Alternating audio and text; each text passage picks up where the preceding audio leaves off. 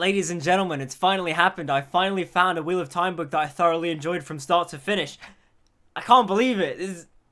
Wow. The Wheel of Time turns and ages come and pass, turning something and something and blah blah and blah blah. I'll remember it one day. So, book 7 of the Wheel of Time, Crown of Swords. Just read it. You can see it's on my Audible right there. I need to start collecting the hard copies again. Anyways, book 7, A Crown of Swords. We are officially halfway through the book series. And I gotta say, this book from start to finish had me engaged. I thoroughly enjoyed it. The stuff with Rand in this book was really interesting and really engaging. The stuff with Matt was really engaging and really interesting. Some of the Egwene, Elaine, Nynaeve stuff is a bit...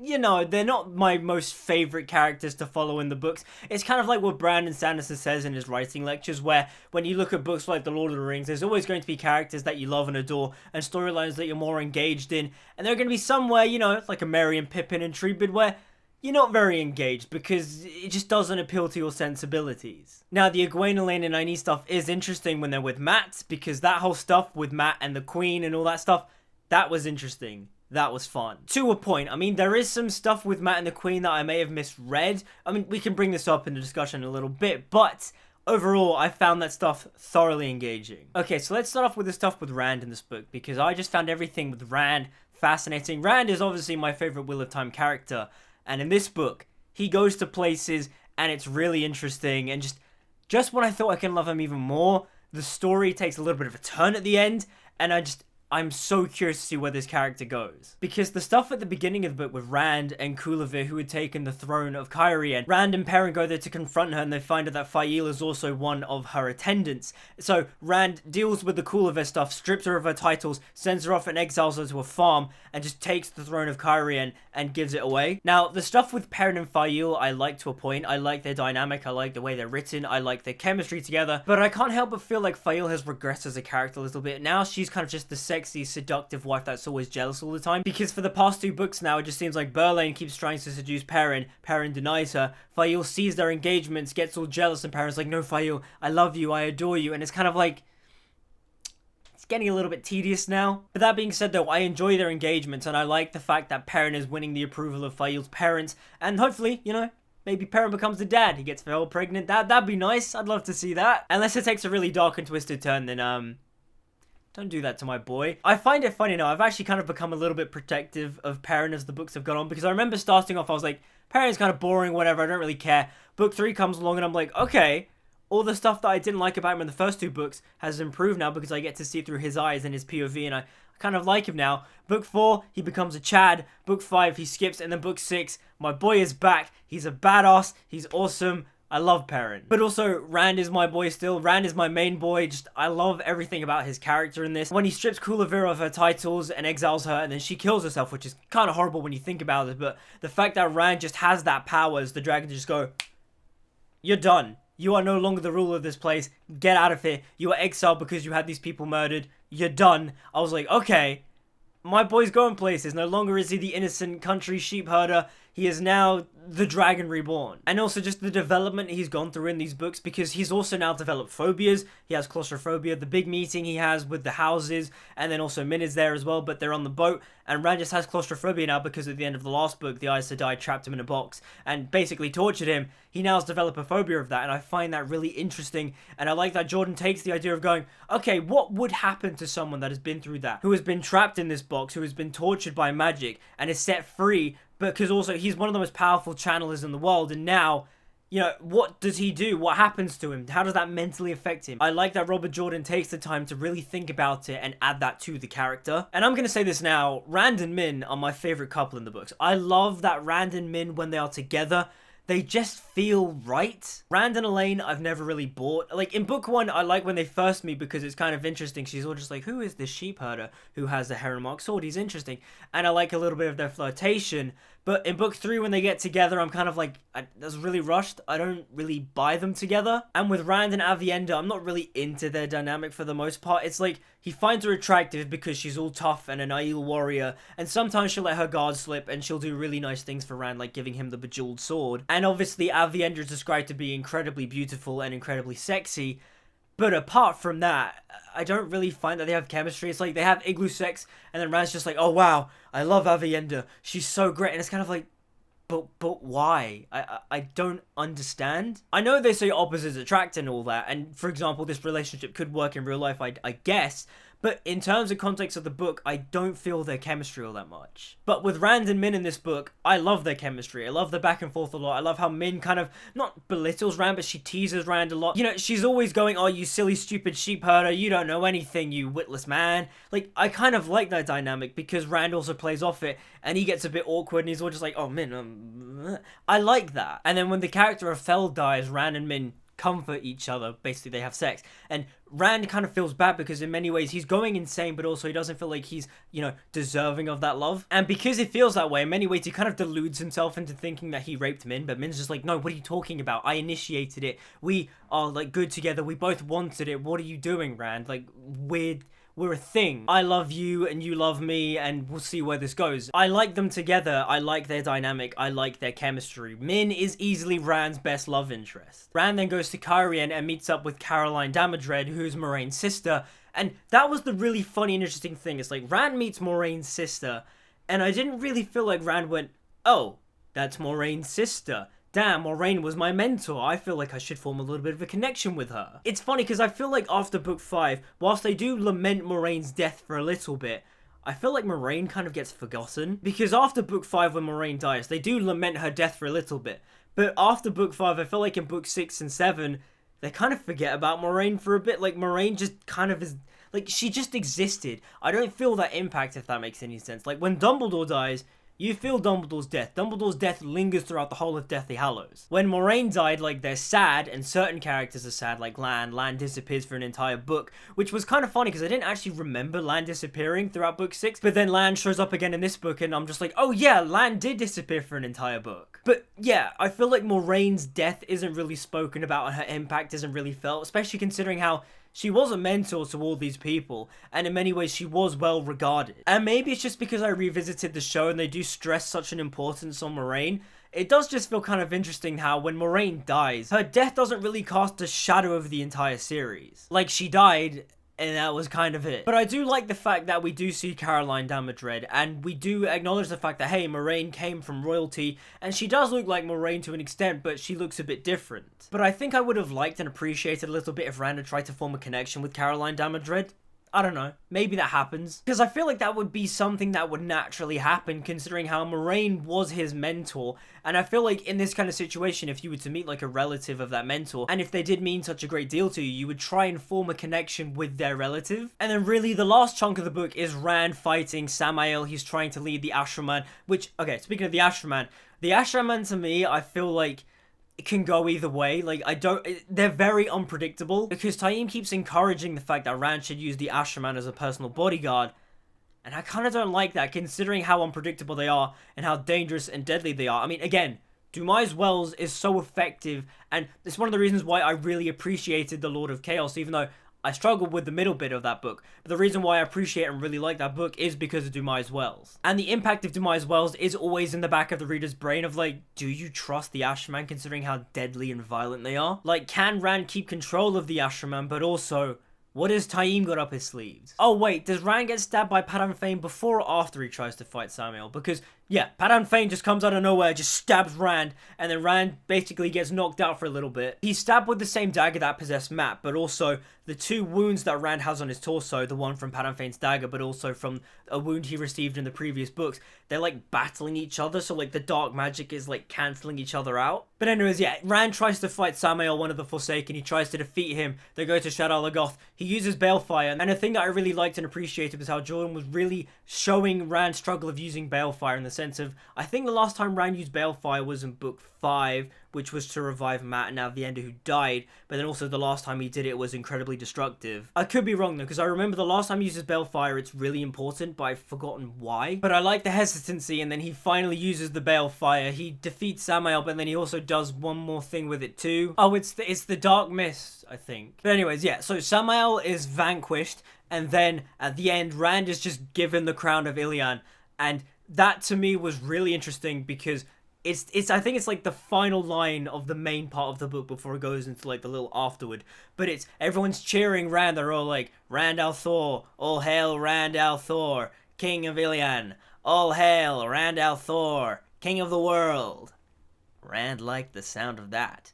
I don't like the sound of that. The fact that Rand is enjoying that title, considering how in the previous books he was very hesitant to take power. Oh, I don't like that. That's some Paul Atreides, Anakin Skywalker type of stuff. Come on, now. See? Now we're cooking. See, now we're cooking. Now we're cooking. Now I want to see where this goes. Now we're cooking. What is Rand's story? What is Rand up to? What I hope is that Rand is not excluded in the next book, because Robert Jordan loves to do that. He loves to really turn up the heat on a storyline, and then in the next book that storyline isn't followed upon. Rand is kind of overpowered. I mean, not only is he the Dragon Reborn and now essentially the king of the world, but also he's just so magically powerful. He's always just throwing balefire around left, right, and center. And when that magic should not be used and it should be doing terrible and horrible things, he somehow manages to like finagle it and then beat Forsaken left, right, and center. And it kind of makes me go, how powerful is Baalzamon and his servants? Because Rand beats them like that. Granted, Rand isn't infallible. He's not invincible. He does get stabbed and injured throughout most of the books. But at the end of the day, he is kind of overpowered. And when it comes to the last battle, does Rand get depowered? Is this the start of Rand's rise and fall? Like, what happens here? Because the last battle, in many ways, is being prophesized and promised by Jordan to be big and epic. And this is going to be a legendary fight between Rand and the Dark One. But how, when Rand is so powerful, he's literally beating Forsaken left, right, and center? Now, a new POV we got in this book is of Morgase, Elaine's mother. And to be honest, Morgase, I've lost track of a little bit. So, Morgase lost the Lion Throne. I was going to say the Iron Throne. She lost the Lion Throne in book 5. Or was it in book 6? And she's imprisoned in the White Tower. But also in the White Tower are the White Cloaks.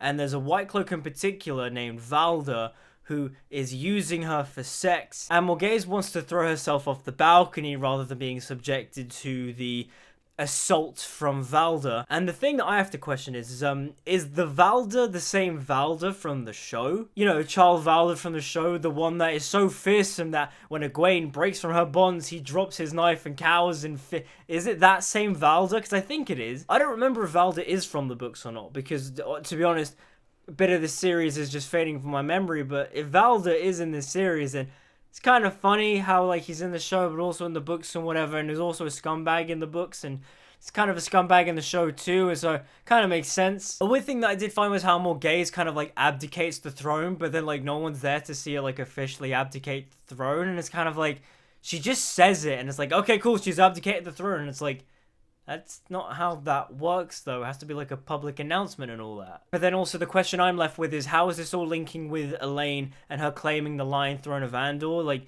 when is this finally going to happen? Because Rand's just like, yeah, that's Elaine's throne. She's going to claim that throne. When is she going to do that? A criticism I will kind of lob at this book is that some of the more important characters from the earlier books, like Loial, like Tom, specifically Tom, they've kind of just shrunken into the background, and it's like, Robert Jordan, do something with these characters. They're cool. You made them cool when you first introduced them, and now they're kind of just there. Like, don't get me wrong, Loial is amusing. He's cool. But when it comes to characters like Tom hasn't really done anything. Ever since he's revealed that he used to be the lover of the Queen Morgase, that's kind of all he's really done. For the most part, he's kind of just in the background keeping an eye on everyone, and that's kind of it. And I want more from Tom. Tom was awesome in the first couple books, and now he's a cool guy. He's a cool character. We like him, but he's just in the background. Okay, now getting on to Matt's chapters. Finally, whilst Robert Jordan does have Matt go to a tavern and do some gambling, because hey, it's not a Matt Cawthon chapter if he doesn't go to the tavern and start gambling. It's interesting. The stuff between him and Queen Tywin, that whole dynamic was interesting to a point. I say to a point because there is that little grey area of whether or not Matt got sexually assaulted or not, because the way I read it and the way I read that whole sequence was Matt was enjoying the thrill of the chase, and he was also kind of taken aback about being chased by someone much older than him, but also someone that was much more eager to sleep with him than he was with her. Because it's not the fact that Matt doesn't find Tywin attractive, it's more so he just finds it a bit uncomfortable. And because she is a queen, he does feel in a way kind of like he has to do it, because otherwise he's betraying the word of the queen. But also, she held him at knife point when they did it, and it's kind of like, oh, Yeah, that is kind of assault, isn't it? But then also through Matt's POV, I'm not entirely sure if this is like Stockholm Syndrome or if this is him trying to cope to himself, but the way he describes the aftermath, it's more kind of like he's just taken aback about how forward she was and the fact that in many ways she didn't emasculate him, but it was more like she took control from him and he was more just like receiving. It's kind of an awkward situation because I didn't read it as assault, but then also she was being very forward and in many ways a lot of the things she was doing could be classed as assault. It's kind of like how in House of the Dragon when young Rhaenyra forced Kristen Cole to sleep with her, and it's kind of like, was he right to do that? Was that assault? But also he was enjoying it because Matt was also enjoying it in the book too. And when it comes to Kristen Cole, it was like, was his duty to his princess more important than his like integrity and honor? You know, the more I think about the whole Matt and Tywin situation, I am a little confused because the way Jordan writes it, it is kind of very dismissive of Matt's feelings. Because when Matt tells Nynaeve and Egwene about it, they just sort of just laugh at him. They just go, ha, you're used to pinching ladies' bottoms and now you've got a taste of her own medicine. How does that make you feel? And it's kind of like, I don't know, because in a way Matt also plays it off an aloof-ish type of manner, because when he meets Tyler again and when he's leaving, he's like, next time I'll be chasing you. Because in Matt's eyes, was he sexually assaulted or was he just having aggressive sex? It's very interesting. I'd like to know what Robert Jordan's intent with this scene was, and especially his manner about it, because if it's supposed to be that Matt was assaulted, it's a bit weird how aloof everyone's playing it off as. But then also, if it's supposed to be the idea that Matt has sexually met his match and that in many ways he was like emasculated by Tylan or something, then I don't know how clearly that comes across because again, he was held at knife point, but then also he plays it off in an aloof way. So I can't tell if this is just Matt trying to cope or if, you know, this is Robert Jordan going, hey, yeah, men get raped too, and it's... I don't know what he's trying to say here. Because when I read it, I saw it as light-hearted and fun. Like, oh yeah, Matt's met his sexual match. But when you think about it, he was sexually assaulted. But then also, does he see it as sexual assault? And if he doesn't, is it Stockholm Syndrome? Is he like sort of tricking himself into thinking that he wasn't assaulted? It's a bit weird. Let me know your takes in the comments down below. Also, Matt's friendship with Brigitte was kind of fun. I like the fact that Matt just has a friend that he's not really sexually into because, I mean, he does have friends like that, Egwene and Nynaeve, but also Nynaeve in many ways tries to treat Matt like the dumb younger brother, and Egwene kind of similarly. But Brigitte is just Matt's friend, and they just talk about men and women, and Brigitte's all just like, oh, that ugly man over there, yeah, he's hot, and Matt's just like, what are you talking about? He's ugly. I like that dynamic. I thought it was fun. And speaking of Nynaeve, I like Nynaeve and Lan's relationship in this. Their reunion was nice, and I like the fact that when they reunite, Nynaeve is angry at him, but then also she's just like, do you know what? We're getting married. I don't care what you say. You're going to change your bond, and you're going to give it to me, and we're going to be married. And I'm like, yes, Nynaeve, get what you want. The thing with Nynaeve and Lan is that I haven't really been in love with their relationship. I think it's kind of whatever. But in this book, I liked it. Maybe just because there was some progression, but I like the two of them together in this book, and I like the fact that they're officially wed, they're man and wife, and that they are together. Another thing I have to mention about this book is that it's really funny, especially with all the Nynaeve and Matt and Lan stuff. The humor is on point. Robert Jordan's writing for that stuff is really witty and really clever and really fun. There's a specific passage between Nynaeve and Lan and Matt that I find really amusing. If you say so, Lan said mildly. Nynaeve quivered. Don't take that tone with me, she shouted. I tell you, I'm not angry. Do you hear me? Blood and ashes, Nynaeve, Matt growled. He doesn't think you're angry. I don't think you're angry. A good thing women had taught him to lie with a straight face. Now, can we go upstairs and fetch this bloody bowl of winds? Again, it's just funny. I love that there's a sentence when Nynaeve says, I'm not shouting, and it says, shouted Nynaeve. Hilarious stuff. Also, a nice cool thing about Nynaeve in this book is that she finally is able to channel without being angry. She finally surrenders to the One Power, and in doing so, she can now channel without being angry, which is nice, good character development because, hey, she mellowed out. But then also, I feel like part of the reason why she surrenders is because she finally accepts her love for Lan, and the two finally get wed together. And, like, I feel like that in many ways was the trial that she had to overcome in order for the two of them to be together. I think that's the angle Jordan was going for. But the ending to the Matt, Egwene, Elaine, Nynaeve stuff is that they go and get the Bowl of Winds, but then also they have to fight this thing called the Golem. And as they do so, the Seanchan attack, and that's an interesting cliffhanger because what happens now? Because the Seanchan, for me, have taken a bit of a backseat. Like, they appear in the books after the Great Hunt, but they're not really much of a threat.